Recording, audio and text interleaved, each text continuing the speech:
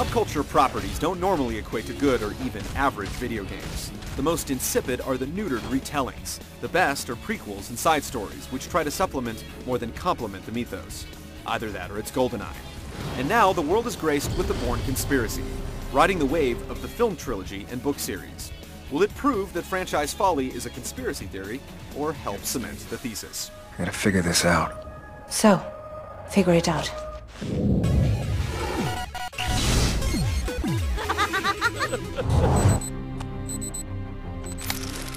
Hello. Code in. Bourne 15073. You take the role of Jason Bourne, but not the Matt Damon version. He's been subbed out for a generic secret agent, but one with no less flair for the dramatic. A $30 million human weapon who speaks half a dozen languages, Bourne has quite a collection of passports. Papers. I lost mine. E capi si manda per verloren. And he kills people.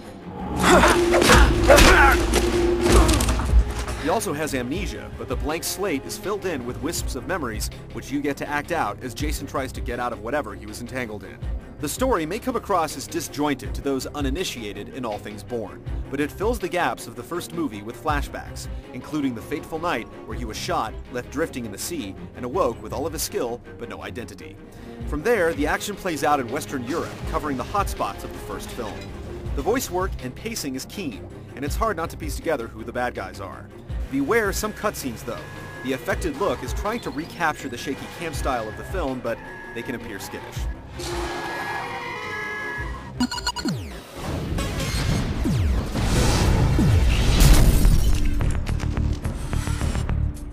Jumping through Jason's mind, you'll end up having a sense of deja vu. Through 11 levels and a little over 5 hours of play, you'll be doing a lot of the old punch someone in the face if you can't get a headshot first. The levels, while distinct in look, give little in leeway of exploration or play variety, and with the Bourne instinct, a gameplay device that highlights targets, usable items, and waypoints, it's difficult to become lost. Some exploring remains, like looking for passports strewn throughout the levels for unlocks, but it's a very A to B journey, filled with fighting and firearms. The occasional switch-up occurs, including a touch of stealth, a mid-game car chase, and some boss encounters, but otherwise, it's one series of punch-punch-bang after another. There's no multiplayer, and beyond the passports, replay is low, with changes in difficulty amounting to inflated health loss instead of smarter enemies. Your reward for combat is in-game adrenaline, which you can use for takedowns, stylish one-button finishers that utilize the environment. It's quite amazing how many animations there are for all the various surfaces, furniture, and modern art that people can get slammed into. And of course, the modern action-adventure game staple is here, QuickTime events. One false move can lead you to a loading screen, but they're here, they're quick, and they don't seem to be going away anytime soon. The game is linear, filled with bullets, mad dashes, and some fairly inspired scenery. It's not as out there as Stranglehold, but it's not as fun either. We do have to commend the game for allowing you to control some action sequences that would be non-interactive cinemas in a lot of other games.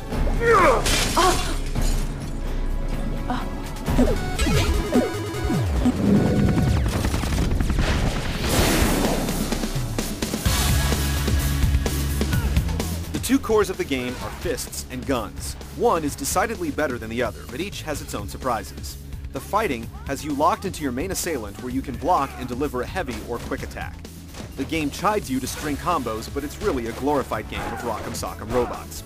You can even stop thumbing the analog stick in some cases unless you want to lead your prey to some interesting takedown spot to deal some damage. Just land some blows, block through the enemy's routine, counter their takedowns, and repeat. Once you've built up your adrenaline, you can perform a takedown or just cold clock them. It can become rote, and some odd camera angles don't help, but the sweet takedowns soften the blow. The gunplay has a full-fledged cover system with some nice details like switching shoulder stance and easy-to-hug surfaces. The reticule attempts to tell you when your aim is true, and the Bourne instinct can assist with some auto-aim. The real issue is that if you're not landing headshots, the bullets might as well be butterflies. These guys can suck up some lead. Making matters worse, the hit detection for their craniums isn't always accurate. They'll take cover and you can flush them out by destroying it, but it's often better to let them cycle through their animation patterns so you can get a bead and try to take them out with a single bullet. Get too close and you're back to the fisticuffs. Gun takedowns exist as well, but they're kind of silly considering you could have done the same thing at long range with a lot less risk. The driving portion is short and has you doing some impressive stunt driving. While the controls are loose, they're easy to get a grip on, and you can even slow down time. And hey, with Need for Speed dropping the boys in blue, you can get your fix in Gay Paris. Get your head down! While the old adage goes the whole is sometimes greater than the sum of its parts, here there's a strange equilibrium. The shooting and cover works well, but they're marred by suspect hit detection and bullet sponges for enemies. The fighting can often amount to drawn-out button mashing, but the great finishers make up for it then. Shooter is out in the open! Take him down!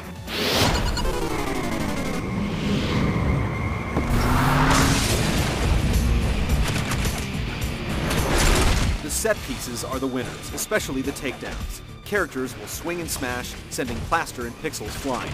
Enemies have a wide variety of animations, but their models appear a bit unproportional and android-like during fistfights.